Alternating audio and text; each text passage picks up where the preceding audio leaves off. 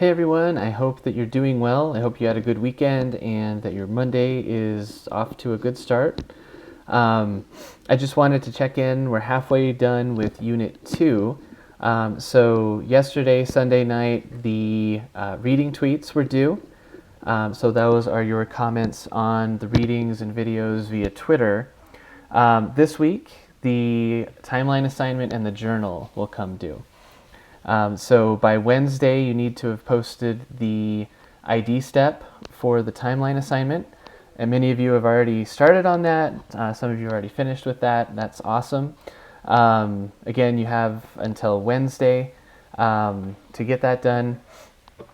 Remember, the ID step is something that, or it's an assignment where you should choose your topic and enter your placeholder for that topic on the timeline before doing all the work on it. So what I mean by that is you should go to the timeline first on Tiki-Taki, type the name of your topic, your name, and the date range for that topic. Get that entered on the timeline so you have that there. It doesn't yet have the image, it doesn't have all of your research and writing yet, but that way you've claimed that so that when other people go to the timeline, they will know that topic is already taken and that they can't claim that one, and they'll choose something else. There was a question on the discussion board about adding images to the timeline. I've posted a separate video about how to do that, and I've made some commentary in there about what to keep in mind when you choose an image in terms of fitting it to your topic. And so please do review that video for the instructions on how to do that, for things to look out for when you're choosing an image, and so on. Also, when you're choosing a topic, there pretty much aren't any limitations on that, as long as your topic has something to do with the time frame that we are studying in the current unit. So for example, the range for this first unit, for Unit 2, is pretty big.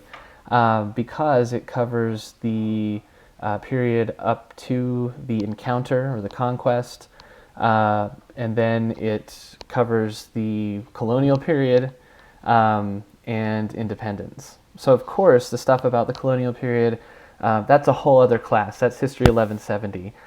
So what we talk about here is pretty quick and pretty abbreviated, but any of those topics that you read about, that you referenced in the readings, those are fair game for the timeline. Also, things that have to do with independence in the early 1800s, those are also fair game as well. You'll notice for Unit 3, though, the time frame will be much shorter.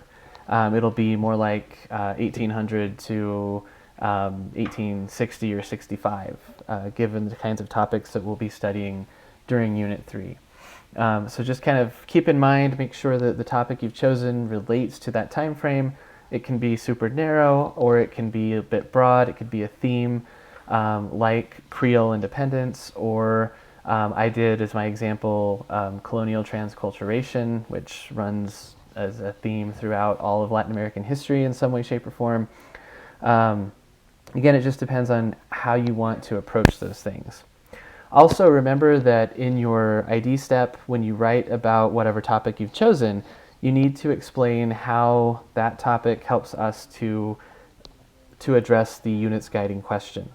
So the guiding question for Unit 2 relates to how colonial institutions were either changed by independence movements or how they kind of persisted. So we're thinking about that historical thinking concept of change over time or continuity over time. They're two sides of the same coin. So again, make sure that when you post that, you'll be able to talk about how your topic helps us to answer that question.